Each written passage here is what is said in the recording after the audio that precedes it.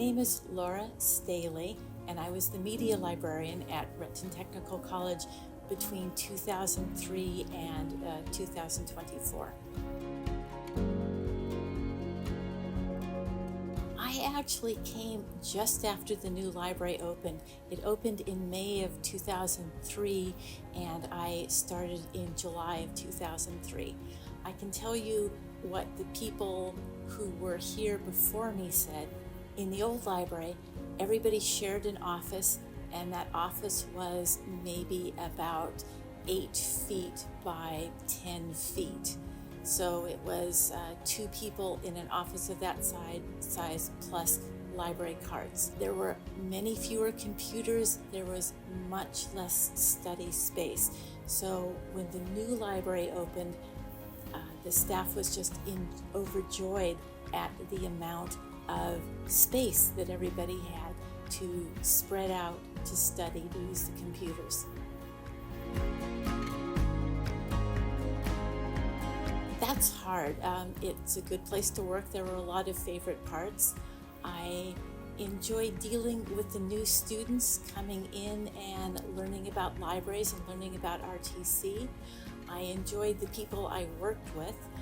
I enjoyed the large projects that we were given, migrating from one catalog to another, things like that.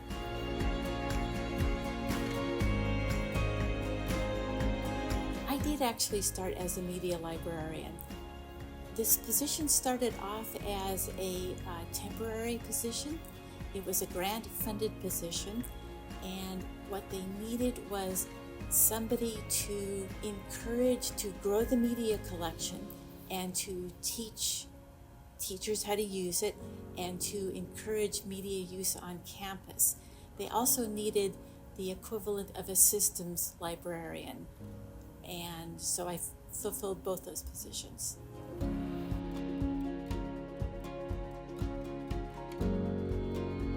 The first 13 years I worked here, I worked for Eric Palo.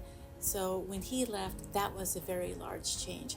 He worked here until, I believe, 2016.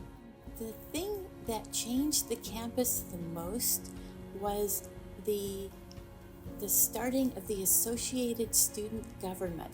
Before then, there was not a lot of student involvement on campus, either in governance or in programs that they offered and experiences for the students on campus. Once the student government started encouraging student involvement on campus, we got a lot of things like clubs.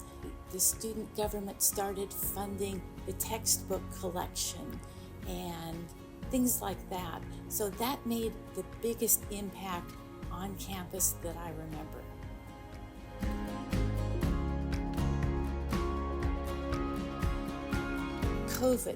COVID made a big impact on library services. We closed down for 2 weeks and we opened full-time about 2 years later. So basically the entire library staff had to learn to give services in a different way. We had to learn to reach out and communicate with people in a better way and to communicate more.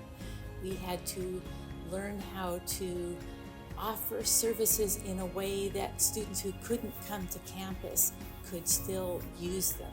So that was quite a learning experience. On a lighter note, instruction librarian Debbie Crum started doing library scavenger hunts as a part of her instruction sessions. It sounds like not significant, but it actually was, because it got the students out and running around the library and finding magazines they liked and finding books they liked and realizing that the library had a lot of pieces of software on its computers that they found was useful, and just getting them in the library and getting them to see what everything was available to them. And that was significant and fun.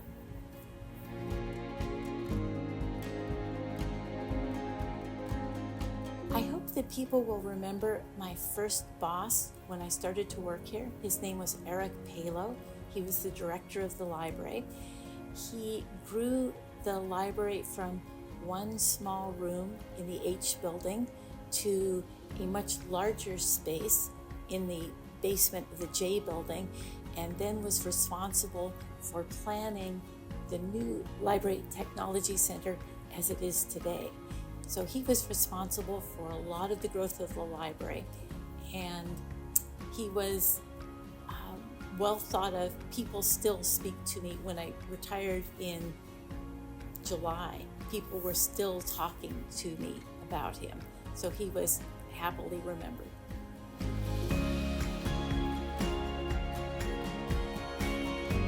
It's grown a lot. It has grown in terms of administration, in terms of the services that are offered to students. It's grown in student involvement on campus. It's grown in the amount of technology that we can offer. Canvas was not a thing when I started. We have added many databases to the library. We've added many services to the library. Basically, it's grown a lot.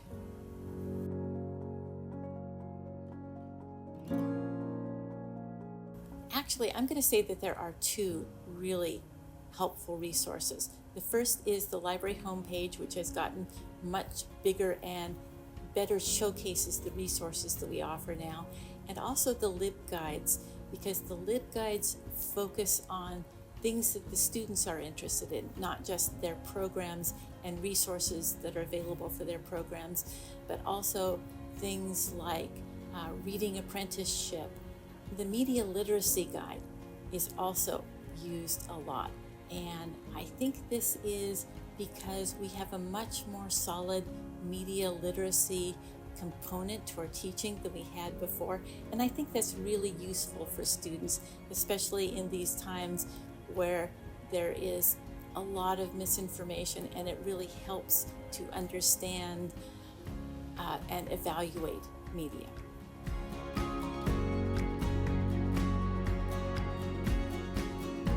I have to say that one of the things that I have enjoyed most about working at RTC is the people I've worked with. Library people are good people to work with. The library staff at Renton Technical College is really focused on making it easier to navigate all the things that our students need to learn as they move through their program and go out into the world.